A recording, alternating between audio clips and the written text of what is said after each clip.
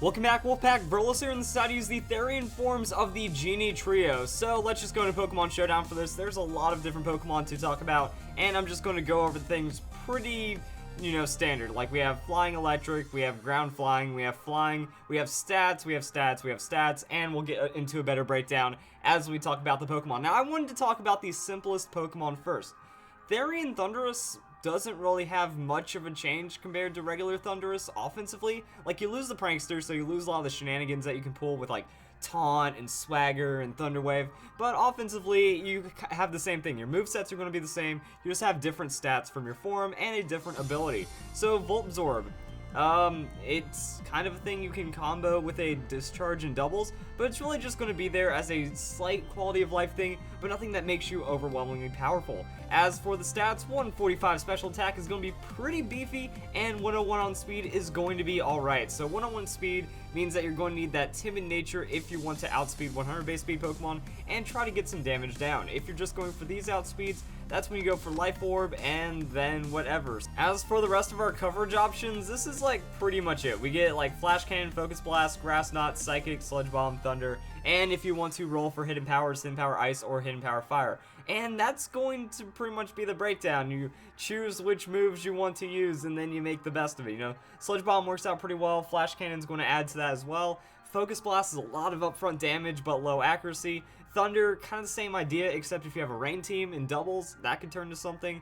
Psychic just rounds things out, and Grass Knot. Well, Grass Knot actually doesn't really matter too much. Like, you hit ground-type Pokemon pretty hard, and if you're hitting water, your Thunderbolt is going to be a better option. So pretty much you just do an offensive thing as a 101, 145 sweeper, and you really don't have that much extra tanky stats. So you're really just going to be average. Like, you're still kind of frail without this defensive investment, so you do need to play a bit safe, but that's kind of it. Now, there are some other things you can do. You get access to the agility, and you also still keep your Nasty Plot. So Nasty Plot, if you feel like going for it, that's just going to be a lot of damage. That if you're leading or you can feel your opponent's going for setup, Nasty Plot going to raise your special attack by 2 stages, so you're doubling your special attack with the Life Orb is pretty insane, or you can just run Focus Sash on that. That Focus Sash into the Nasty Plot, you take a hit, you survive pretty much no matter what. Nasty Plot's going to boost you, and then you run all kinds of damage stuff. If you're running Agility, the Modest Nature works out pretty well because you're just pumping more damage into your Pokemon, and you don't really need to worry about speed because you're boosting to 600-ish, and if you want to get some tankiness in there, that can work out as well, but then it kind of defeats the purpose of Focus Sash, so you can change up your items. Like, if you're running just Agility, Life Orb with Health Investment does work. If you're running Agility Nasty Plot, you can do both. You can double dip into this. It does take a lot of things to go right, but imagine this. You somehow manage an Agility, say they set up a Stealth Rocks, they go for a Nasty Plot, they convert damage on you, Focus Sash keeps you alive, you get set up like this, and then unless they have priority, you pretty much just get to sweep through them like completely, and that can work out pretty well. Your coverage is going to be limited, like we are going to have the Thunderbolt, but Nasty Plot Thunderbolt's pretty ferocious. I'm just going to go to Pokemon DB, so we have Electric. Electric Grass, while it might sound great to take care of the ground-type Pokemon, leaves a lot to be desired with pretty much every grass typing, so that's not going to be too insane. Grass Ice, Bolt Beam is going to be your best, but that does require a hidden power. And just finding that coverage is kind of tricky, We can go into the Poison for Fairy types, that's going to deal with things, but then we are super walled out by ground-type Pokemon. If you play some around the ground type, that works just fine, but if you want to go for that hardcore sweep, nothing budges you when you get set up, this is what you're looking at. You also do have a couple of immunities, Shedinja, Steelix, Excadrill, Mega Steelix. That could be a thing. But you need to find a way around that ground more than anything. Even like a Hidden Power Ice, unless you're hitting it super, it's not going to be like enough damage on just one Nasty Plot to secure a lot of KOs. So you will have to play it safely, but there are some opportunities where you can come in the mid game with that, or you can try to make it work. So for all of its setup, only having 2 moves kind of doesn't pay off. But it is like things to consider that you can go Agility or Nasty Plot or both, or just all offense. You have Life Orb option, you can do whatever. Next up, I'm going to talk about Tornadus. Tornadus got an interesting stat distribution. It picked up a lot of speed. So 121 speed means that you can kind of do whatever. Like 121 speed, this is what I'm starting to call like an excellent speed tier. And yeah, you have all sorts of options. So I mean, go for health investment, you can just go as a special attacker. Now, one weird thing is that you look like a bird as this Tornadus Therian, but you don't get access to the roost. Now, you are a pure flying typing, and that kind of really janks up the game, But instead, to compensate, it feels like Game Freak kind of worked in the regenerator. Like when you switch out, you get that heal anyway. So you can use Tornadus as a really interesting Pokemon. You just bring it in to absorb some hits. You can throw out like a really fast Hurricane or Heat Wave or a really fast anything, and then you can just tank up a lot of hits. So with the Assault Vest, that's going to be pretty massive. Get to boost your special defense, you can just go full offensive moves. Now our special attacks are really weird because we get access to the Icy Wind. Like between Hurricane, Heat Wave, and Icy Wind, our coverage comes together really well. Icy Wind is only 5 less power than Hidden Power Ice, and it does lower the opponent's speed. So maybe if they have a super hyper Scarf Sweeper or just any kind of really fast Pokemon, Icy Wind them into some damage follow-up, that could be nice. And maybe the Air Slash could be something you can run. So like something like this could work. You also do have a couple of other moves.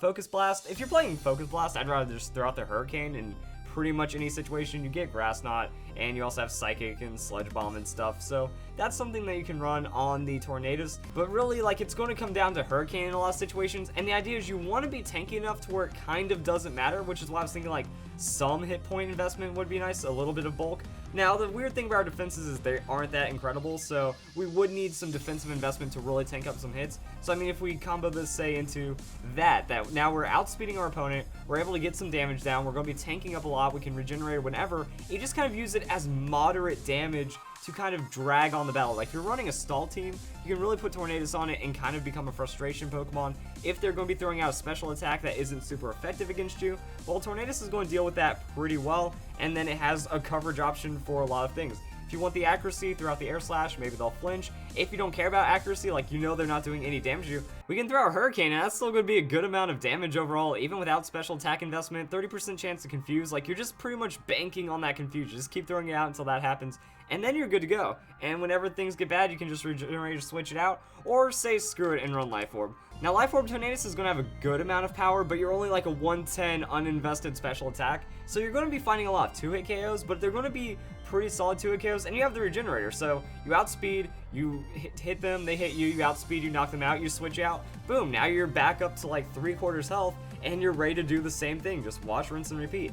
If you play Tornadus well on that stally kind of team, or a really good defensive kind of typing kind of team, you can just get 2 KOs, 2.5 KOs worth of damage before you go down, and that could be very solid as a 121 speed Pokemon. So really fast, has a lot of utility, this works out.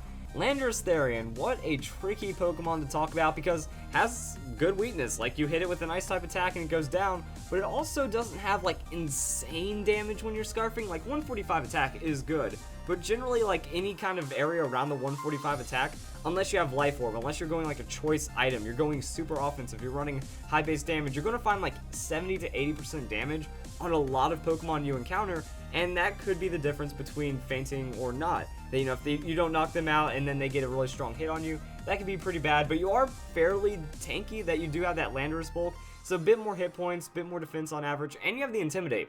So the Intimidate coupled with your slightly higher defense makes it hard to one-shot you, which does play into your favor pretty well, but special attackers and water-type attacks do still threaten you. And then we just have Earthquake, U-Turn, Rock Slide, Superpower. This is like the moveset if you want to run Scarf in singles or doubles just as an offensive Pokemon. You come in and you go, alright, Rock Slide. The reason why you see this Pokemon a lot in doubles is because it has those options. Can U-Turn out safely if it needs to, and that's still damage for free. Rock Slide hits both opponents, and you're going to be super fast. You outspeed, 30% chance to flinch both of your opponents, also the coverage on Rock Slide, and if you have another Levitate or Flying type Pokemon next to you, you throw out the Earthquake. Now that's stab damage. This is where it starts mattering.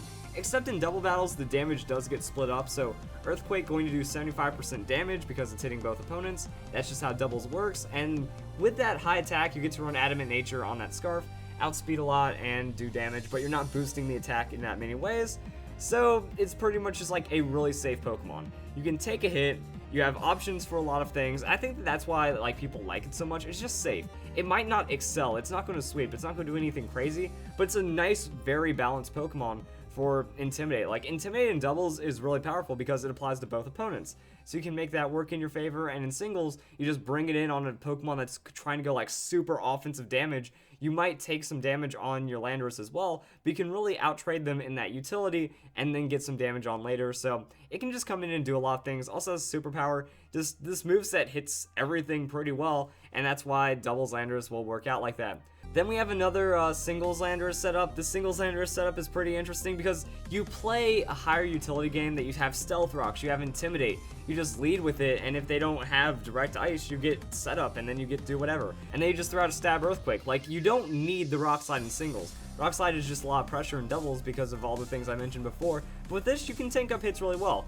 You max out hit point investment, you can go for a high attack, that way your Earthquake does sting, or you just go as like a huge defensive wall against a lot of common physical threats, or you can like mix it up, you know. I've seen some special defense investment with like a defensive nature. You can do something like that, like you're not there for the damage, you're there for setting up Stealth Rocks, using knockoff, and maybe Earthquake chipping out an opponent, going into that U-turn. But also if you run Adamant onto this, like that's still 358 attack.